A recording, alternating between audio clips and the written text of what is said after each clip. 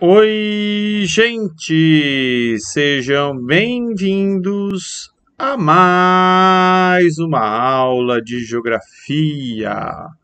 E dando continuidade à série de aulas aí sobre pedologia, sobre o estudo dos solos. Na aula anterior a gente falou dos problemas que envolvem o solo e agora a gente vai falar um pouquinho sobre as soluções, né? Então, vamos lá. Recordando, né, que tudo aquilo que a gente viu antes tem a ver com essa aula, né? Então lembre-se, né, que o solo tem a ver com a rocha mãe, a rocha matriz, que pode ser de origem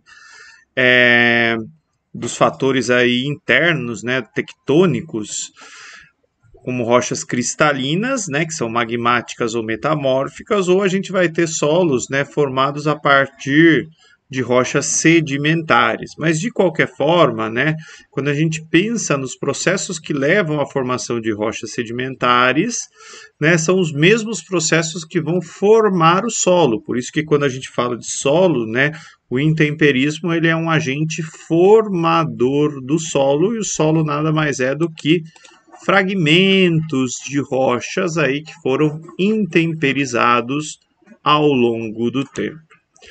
Lembrando também, né, que o solo ele tem várias camadas, né? Então a gente já viu, por exemplo, a erosão laminar, né? A erosão laminar ela vai retirar alguns horizontes do solo, né? Uma erosão mais profunda que nem uma vossoroca, ela pode chegar até o horizonte C do solo. Tá? Enfim, a gente também já viu aqui o processo de formação dos horizontes, eu só coloquei aqui para a gente recordar. E que os solos, né, dependendo do clima onde eles são formados, né, isso pode gerar, né, alterações nos diferentes tipos de solo. E aí a gente viu, né, que um dos problemas, aliás, né, que todos os problemas quando a gente pensa em relação ao solo, né, eles vêm da ocupação do desmatamento ou do uso que se faz do solo. Então, assim, de maneira bem simples, né, uma forma de corrigir problema do solo é plantando árvore. Plantando árvore, você resolve muitos problemas. Só que às vezes não é possível, né, reflorestar aí toda uma área. Então, né, aí a gente tem que pensar em outras soluções. A gente também já viu, né, que queimada mata, né, os micro-organismos do solo. E o solo, né, ele é vivo, ele tem ali, principalmente no horizonte O, muitos micro-organismos que vão ajudar aí na fertilidade desse solo. Aqui a gente já falou também de perda de solos, né, de problemas aí ligados à desagregação e transporte. E aí, para a gente solucionar as questões relativas, por exemplo, à erosão, né, uma solução possível para isso é uma técnica chamada de curvas de nível, né? Curva de nível é plantar em linhas que respeitem, né, a curvatura, a oscilação de altitude natural do terreno. E essa técnica de curva de nível ela vai diminuir a velocidade superficial da água no solo, né, impedindo aí ou diminuindo, né, a erosão laminar e a erosão ali que vai formando aqueles sulcos, né, no solo. Uma outra técnica para áreas um pouquinho mais íngremes é o terraceamento, né? Terraceamento aparece bastante aqui nos arrozais do Sudeste Asiático, onde se fazem aí terraços, né? E esses terraços é onde se constrói, né? Então aqui tem o nível original do terreno, né? E aí onde foi feito, né, os aterros, os cortes ali para poder, né, deixar como se fossem degraus aqui. Isso também é uma técnica que preserva o solo aí da erosão. Aqui, ó, uma outra técnica relacionada à curva de nível, onde se faz uma espécie de talhão aqui, um canal, né? E aí esse canal, junto com essa barreira aqui, ele vai criar, né, no caso de uma chuva, uma espécie de anteparo, né, para esse solo que está vindo da parte mais alta para a parte mais baixa, né? É uma técnica também para diminuir aí a perda de solo, que a gente já viu que é um problema bastante importante. Bem, a gente já viu que a erosão ela pode chegar, né, e formar aí vossorocas. Tem várias técnicas para controle de vossoroca, né? Eu mostrei aqui uma, tá? Mas tem outras maneiras de fazer isso, né? Vocês estão vendo, ó, aqui tem a vossoroca, né? Parece aqui o horizonte B, ela chegou até o horizonte C. Então se faz aí um aterro, né? Então junta aqui o horizonte A para lá, para cá, renivela o terreno, né, através do horizonte B e depois joga aqui, né, o horizonte A por cima de tudo isso.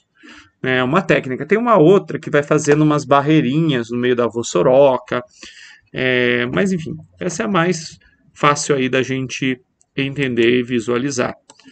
Florestamento também é uma técnica que controla a erosão. Só cuidado, né? Quando a gente fala de reflorestamento, a gente está recompondo a vegetação original, né? Nesse caso aqui, florestamento ou silvicultura está introduzindo eucalipto, por exemplo, se fosse aqui no Brasil, seria uma espécie exótica. Para áreas íngremes é interessante, mas lembrando, né, que eucalipto não é daqui, então pode criar um outro problema que são os desertos verdes, né? Mas, né, as raízes vão ajudar no quesito perda de solo.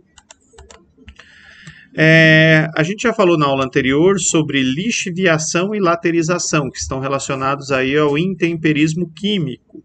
Lixiviação é quando minerais são lixiviados, lavados do solo, né, dissolvidos e levados embora. E laterização é quando se acumula aí óxido de ferro e alumínio, formando uma crosta, né, bem grossa, dura no solo. Tá? Maneiras aí para controlar isso, né? Preservação da cobertura morta, né? Preservar a cobertura morta diminui a erosão e mantém aí a fertilidade do solo, né? Então a lixiviação ela não seria tão intensa, não, né? Porque ajudaria a segurar aí aquele horizonte que é mais rico, tá? Plantio na palhada também, né? Ele dificulta aí a desagregação mecânica do solo, né? Causada pela água da chuva. Mistura aí de culturas, né? O que a gente chama de consórcio, ou de agricultura de consórcio. Ó. Silvia agrícola, então, ó, um pedaço aqui com eucalipto e num outro pedaço aqui com milho. Agrosilvipastoril, né? Agrícola, silvicultura, cultivo de árvores, e pastoril, né? Criação de animais. Aqui, ó, arroz e eucalipto, soja e eucalipto, braquiária e eucalipto, pecuária e eucalipto, né? A braquiária é um capim. Tá? Então seria também uma maneira aí de manter um pouco da fertilidade do solo, né? E talvez o melhor exemplo dessa coisa do consórcio, né? É uma lenda aqui dos índios, né, da América aí, que eles praticavam, né, quando eles faziam suas roças, eles plantavam milho, feijão e abóbora. Tem vários exemplos disso, né? Se vocês procurarem na internet por milpa, vocês vão achar vários exemplos de milpa, envolvendo pimenta, às vezes dependendo da localidade, né? Mas qual que é a ideia, né? São as três irmãs, né? Aqui é a lenda, né? Índios americanos tinham uma técnica de plantio em que milho, feijão e abóbora eram plantados próximos um dos outros. Milho oferece uma estrutura para os feijões treparem, os feijões, por sua vez, fornecem nitrogênio ao solo, e a abóbora, ao se espalhar, cobre o chão, prevenindo o crescimento de ervas daninhas. Essas plantas eram as três irmãs. Aqui é a mesma coisa, né? Tem uma outra técnica que é bem legal, chamada de adubação verde, né? Quando se planta coisas ali, mas essas coisas plantadas elas são destruídas, né? Depois de quando as plantas crescem, aí passa um trator em cima de tudo, e aí a matéria orgânica oriunda dessas plantas ela vai ajudar, né, na recomposição de nutrientes, principalmente nitrogênio, fósforo e potássio no solo. Tá? Então, adubação verde. Aqui uma imagem, né, de cultivos em faixas, que também é uma modalidade aí de cultivo de consórcio. Tá? Aqui no Brasil eu vi indo para Conchas, né, no caminho que eu faço de quinta-feira, tem uma técnica ali que envolve milho e cana, se eu não me engano, né? Que vai também uma espécie de consórcio ali em algumas propriedades. Aqui uma outra bem antiga, né, conhecida de todas, que é a rotação de cultura. Né? Então, no mesmo terreno se planta numa safra algodão, depois se planta soja, depois usa como pastagem, depois pode usar soja de novo, depois plantar algodão. E fazendo essa rotação de culturas, né, o solo ele não fica tão empobrecido nem tão degradado. Né? Então, isso acaba mantendo a fertilidade do solo, né, e protegendo o solo. E aí eu deixei aqui para vocês algumas questões, né, de vestibular. Essa, se eu não me engano, estava no vestibular da Unesp. Tá? Tem aqui um mapa do estado de São Paulo, mapa de suscetibilidade à erosão. Percebam que no oeste paulista a suscetibilidade é alta. E ele pergunta assim: caracterize 2 fatores naturais do oeste paulista que condicionam seu grau de suscetibilidade à erosão. Primeiro, né, que o terreno é planalto. Então a declividade ali, né, ou a oscilação, ela é elevada. Segundo, que todo o oeste paulista era coberto de Mata Atlântica e foi desmatado, né, então o solo está exposto.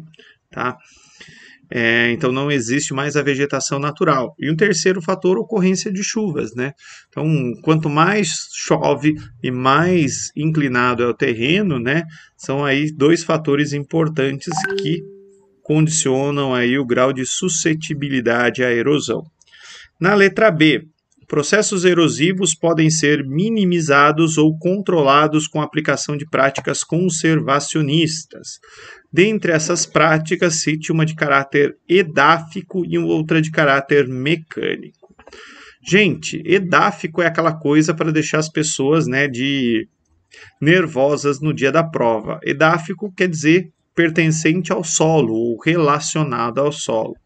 Então, práticas de caráter edáfico, né, que tem a ver aí com o solo, com a fertilidade do solo, né? Então, por exemplo, plantio na palhada, preservação da cobertura vegetal, adubação verde, consórcio, né? São rotação de cultura, são coisas aí edáficas que a gente viu. Caráter mecânico seria a curva de nível, o terraceamento, construção de barreiras, tá? E lembrando a todos, né, que nessa aula eu usei muitas imagens dessa apostila aqui da Universidade de Santa Marina, do Luciano e do Diego. Tem bastante coisa legal aqui, com muito mais detalhe e talvez melhor do que eu falei. É isso, gente. Muito obrigado a todos. Tchau, tchau.